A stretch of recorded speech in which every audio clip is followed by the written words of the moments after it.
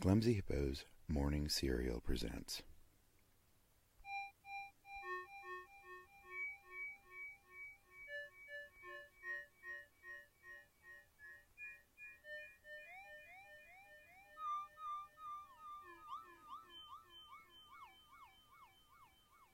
Slumberguard by Sheridan D. Lowe.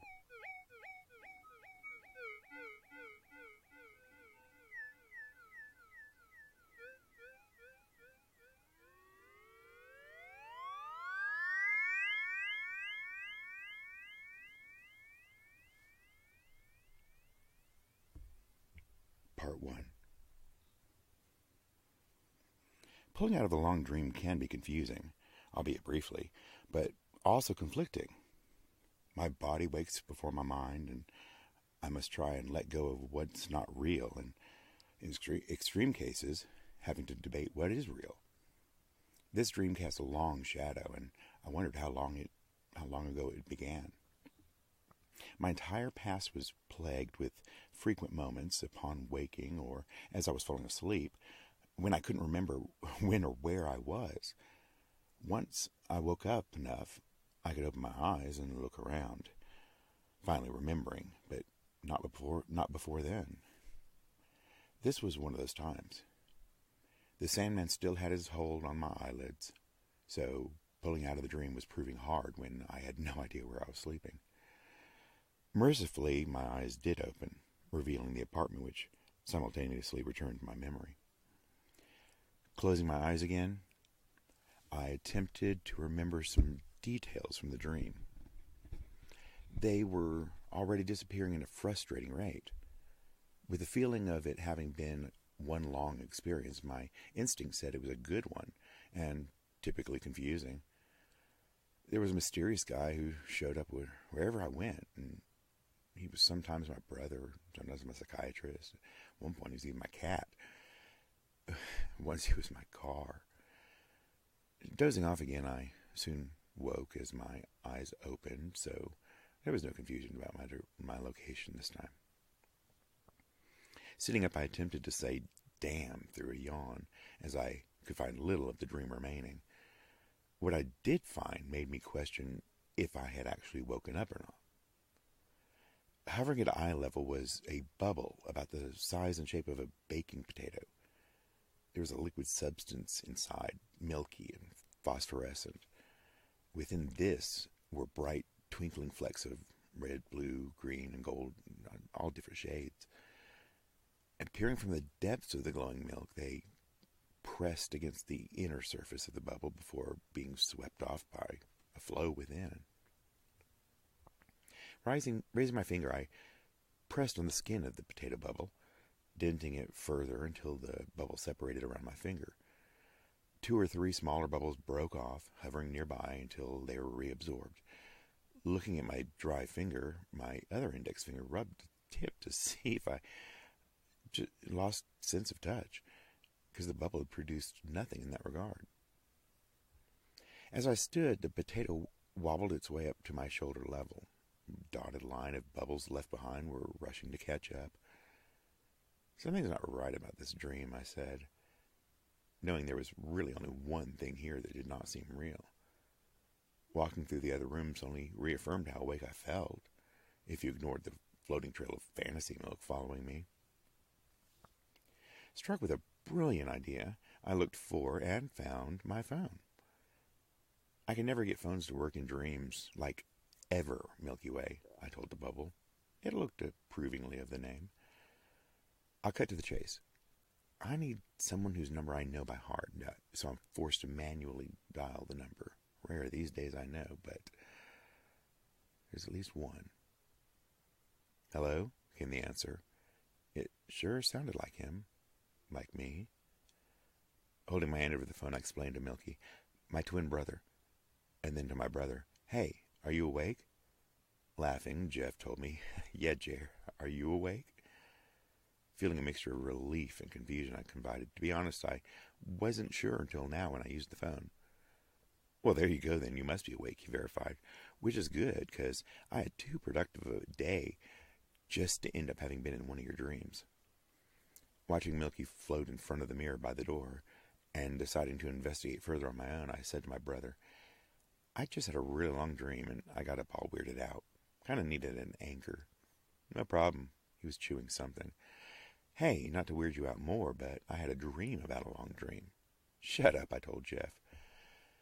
I'll let you go. I'll let you go eat. There's something hanging over my head anyway. Wait, he called out as I envisioned food falling from his mouth. Are you sure? Are you still going to that seminar thing tomorrow with me? My mind began to small skirmish with confusion.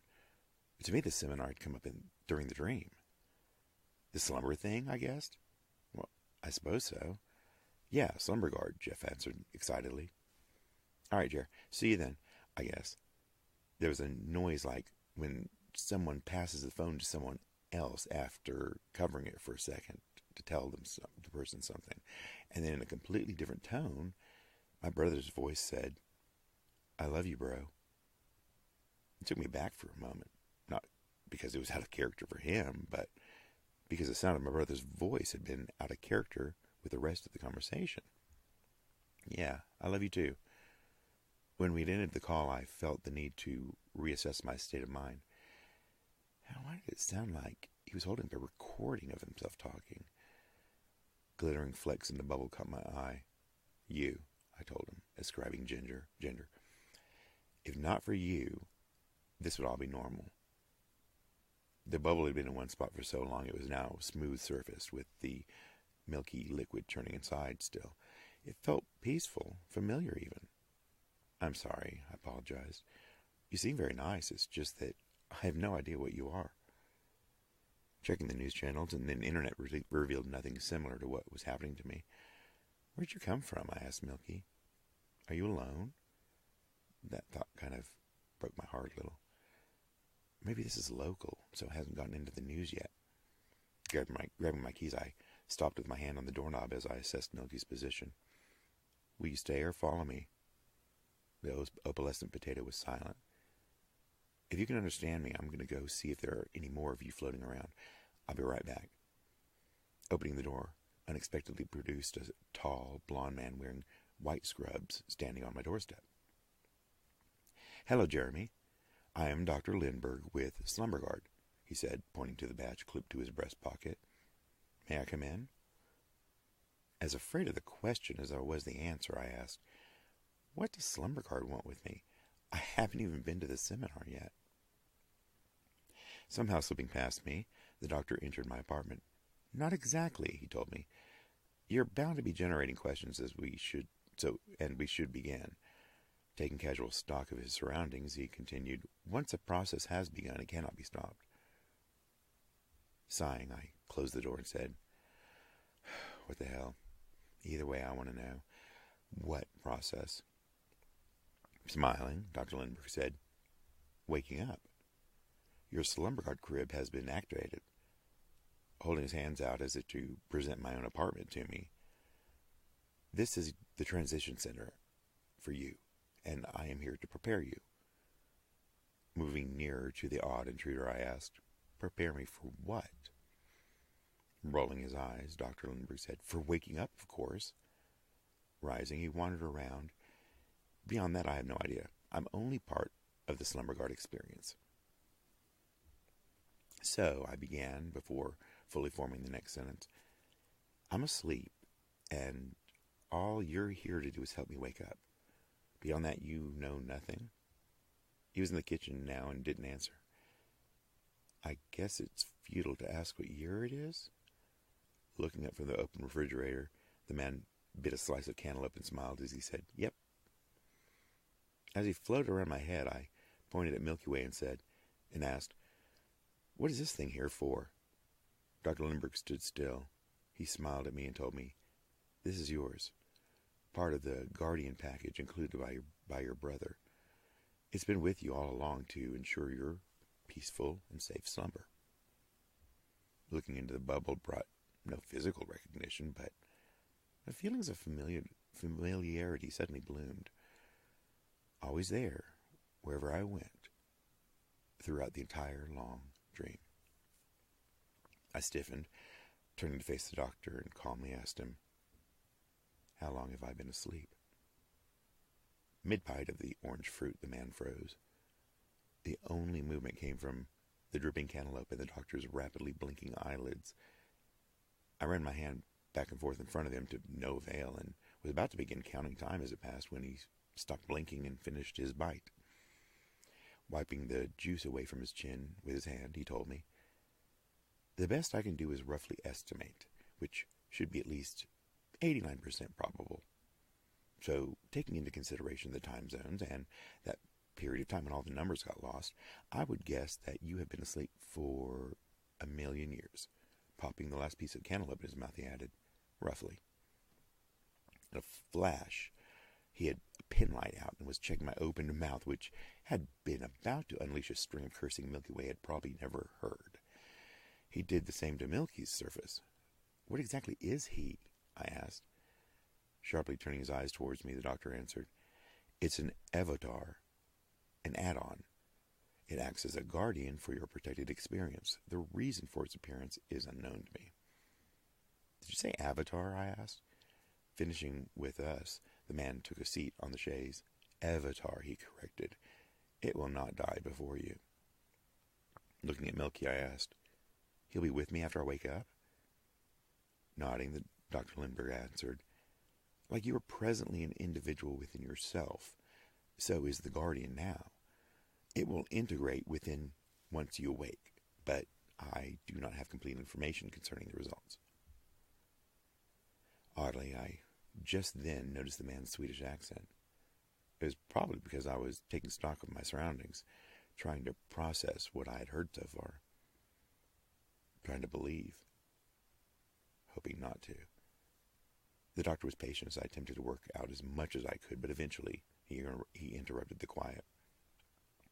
"A good place to start might be mentioning that after such a period of time, you might possibly notice a difference or two in the world." He then appeared attentive. Slowly I sat in the recliner and uttered a firm "no." My visitor, facilitator, whoever he was, sat upright, but I went on. "Not differences, but how?" Turning my head, I looked at his eyes and remembered they weren't even there. How did I end up waking up from a slumber induced by a company whose seminar I don't even remember attending yet? I held up an index finger. "Before you answer, you better factor in the little detail of," my voice rose a little, "1,000,000 years. Roughly." The man quickly lowered his index finger that he had held up. Standing, he walked over and stood across from me. Seeing as such a length of time has passed, there's probably no one to answer to anymore. I'll open the confidential files. The technology for Slumberguard was stolen. It was misappropriated from research being done on ways to convey humans to Mars safely without aging. Slumberguard held seminars both for investors and for test subjects. As he spoke, I began to remember a room with uncomfortable chairs and a PowerPoint presentation. They were marketing it to people who wanted to survive an apocalypse, or wealthy fools trying to skip ahead to a theoretical better time. All scams. 1,000,000 years, though? I asked, incredulously. Pleasantly, he said, "I'm sure your memory will completely return in time. As I said, I know nothing of what happens outside the crib, beyond what affects the peaceful slumber of the client, but your snoozing was a perfectly normal and successful attempt." He was smiling and nodding. This made me stand. "What do you mean, attempt?" Sensing tension, the doctor began to pace. "It was a bit ahead of schedule, but the test was very successful." Louder now, I asked, "Test?" He put his hand on my shoulder and guided me back to the chair. "Now, no need to get worked up. In time, you'll remember volunteering. They wouldn't just pluck a stranger off the street to test the first model," he snorted. I found my head shaking back and forth. Why would I volunteer to sleep for 1,000,000 years? "Is Earth even here?" I tossed my hand at him. Yeah, you don't know. So no need to ask if my brother volunteered either." Lambert chuckled. "None at all." Perking up, an idea came to me. "You said nothing outside that didn't affect my slumber." Narrowing his eyes, the man answered, "True." Thinking, I rose and went to the window. Everything I saw was gone. A sunny day, only a memory. "What is the temperature outside?" I asked. "It has been fluctuating between 45 and 60 degrees Fahrenheit," answered the doctor. "So, the earth isn't roasting," I responded. "Do you know where I am?" "I do not," he said. "Longitude and latitude?" I attempted, aware it wouldn't do me any good anyway. "Irrelevant," came the answer. "There is nothing here with such divisions." Not liking those implications, I queried, "Are there any poisons or dangers in the oxygen?" "There is no oxygen. However, there are no poisons or dangers either." "Am I moving?" I continued. "Kind of looking like he was trying to sense the movement of the earth beneath his feet," he responded. "Not at present, but you have been moving quite a bit." "Can you tell how far?" was my next try. "I'm afraid this model cannot measure distance or time," he apologized. "Then how can you be so sure it's been so long?" I asked, hopefully. His hands went behind his back like he was about to give a sermon or a lecture. "From the date of activation to the date you were taken offline at Slumberguard was 3 months. Using that, I measured in 3-month increments during your slumber. Mind you, I'm only able to count when I'm performing routine checks and maintenance, which is about 75% of the time." Slumping back in the chair, I admitted, "I could be floating through space." "Correction," he said. "You could have been floating through space. Right now, you could be stationary in space, except for those pesky temperatures." Again, I stood. Oh, fuck. The doctor tried to hum over the cursing and told me,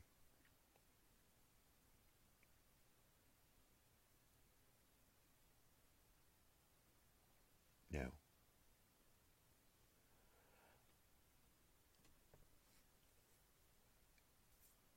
"I don't understand." Scowling at him briefly at his confusion, I continued, "Someone activated the waking process." "Naturally," the doctor responded, then raised his eyebrows. "Oh, I see." With a grimace, he also said, "This should be interesting." I was thinking brief without oxygen. My breathing already felt vaguely labored. "Definitely that too," Lindbergh told me. "I feel as if I should confess that we have gone way beyond the realms of my programming. While I have no way of predicting what is to come, I would also like you to be assured that I will be here for you right up until the moment the crib is opened." Moving towards me, the unreal man gave me the most awkward hug I've ever felt, but it remains my favorite hug ever. Something caught my eye, and I turned my head to see Milky, unfelt, resting on my shoulder. "Yeah, get in on this hug, buddy," I told him, then laughed. And we all laughed at that. At least I know 2 of us did. I like to think the 3rd did. We parted, and still laughing, crying, even, I declared, "Real or not, this is messed up." And then we laughed some more. We sat and talked, waiting really.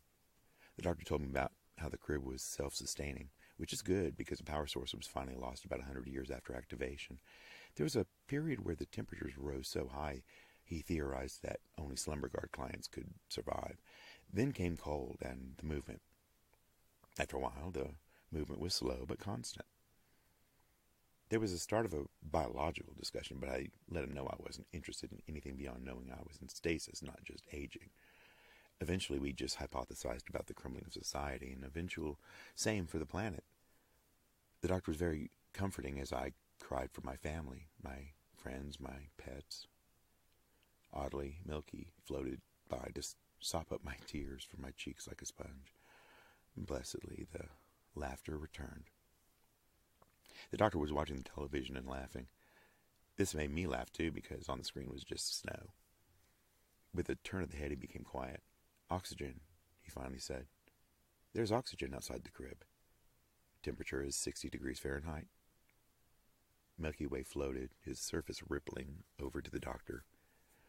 The man, smiled at the bubble for a moment and told him, "You are so brave." "Jeremy," the doctor said, having to repeat himself to get my attention. Milky somehow seemed sad. "Someone is accessing the control panel." Blinking twice at him, it sunk in. That just sucks. Thank you, Dr. Lindbergh. Extending his hand, the doctor told me, it has been a pleasure, an honor, in fact. Most of all, it has been exactly what I was programmed to do. Surprisingly, he kissed my hand and said, and please call me Betsy. With a wink, he was gone. Gone, too, was the apartment. Nothing surrounded me everywhere. Not floating, not standing, just there in the black. But I was awake. This time, knowing where I was without being able to open my eyes. Somehow, still plush, I could remember the feel of the interior when I got into the crib. The air moved into the crib, fluttering my shirt, the shirt I knew to be Jeff's CZ t-shirt. Milky Way floated towards me in the dark. We looked at each other for a while. Thanks. I hope we can still have these little talks after I wake up. Then came the sounds. Actual physical sounds.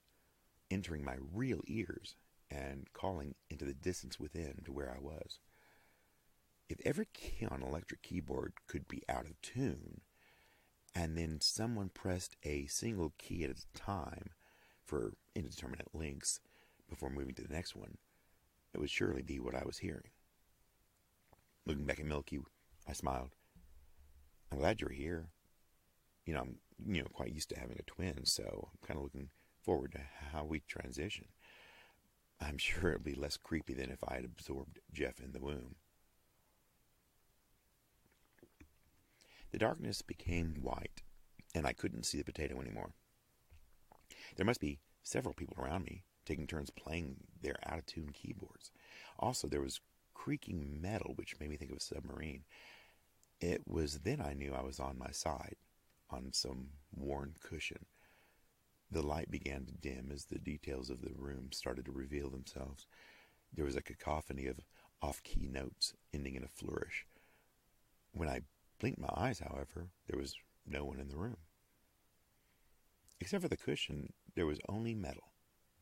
Panels with rivets again made me think of a submarine, but the design and dimensions made that implausible. Every once in a while, the mysterious musicians would hit a note or two. Eventually, my eyes cleared enough to notice the opening in the far wall. Through it, on the other side of the other room, was a window with a beautiful view of space. A girl appeared in the doorway, mid-teens, dressed in what I hoped was a white jumpsuit because I was uncomfortable thinking about it looking as if it had been painted liberally onto her naked skin. Trying to look anywhere else, I focused on the window. There were a few notes played by two whatevers. "Come see," said the girl, motioning at the window. "They say you are very old and might even remember it." All three keyboards played at once. I don't want to sound rude, but what is that music? Does it mean something? Passing the girl, I crossed the empty metal room to the window. To the row of windows, I should say, but one in particular. "It's not music," the girl informed me. "It's the ones who rescued you. It's impossible for them to speak another language, so I came." "I see," I said, having turned to look at her. "Where are they? Some bridge or control room?" Music came a little faster. "They're laughing," said my interpreter. "You see, they're with us now. They were there when you woke." Looking around the otherwise empty room, I doubted her. "You can't see them with your eyes. Usually that's fixed right away, but they can't with you." About to follow up on that thought, I happened to glance out the window and was floored. That's not what I think it is it? Out in space was industry. Ships flew to and fro by maneuvering through the smaller pieces of rock and infrastructure to get to the larger ones. Huge monoliths floating together, ripe for mining and discovery.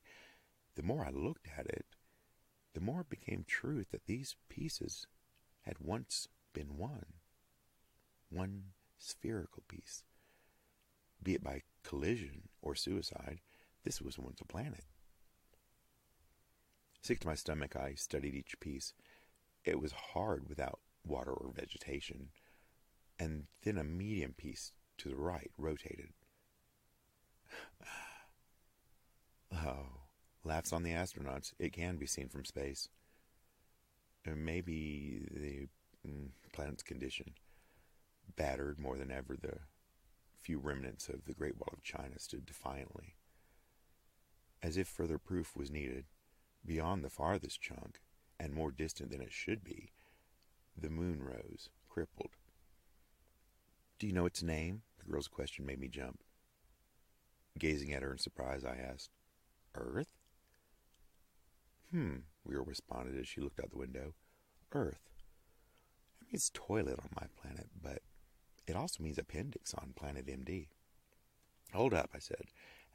"How come you don't know what Earth is?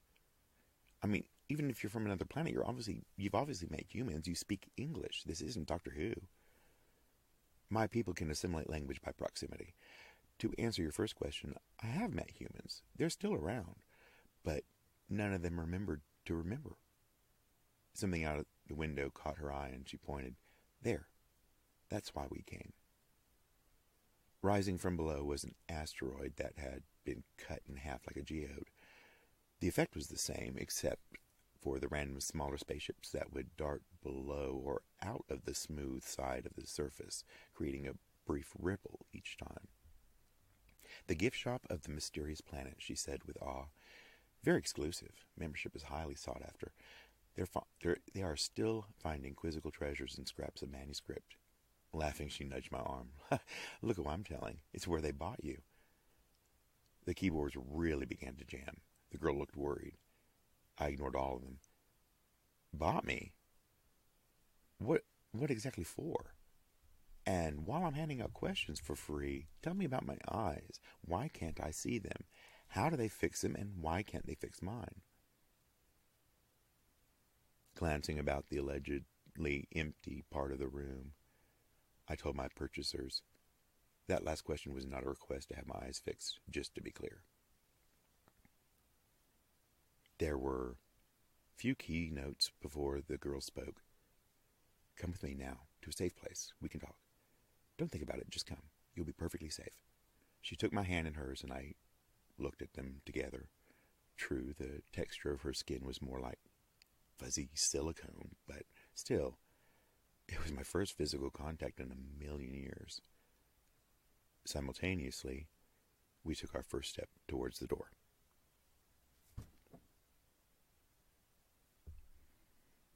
End of part 1 of Slumberguard. Join us next Friday, maybe the Friday after that, but more than likely the next Friday, for the rest of this story.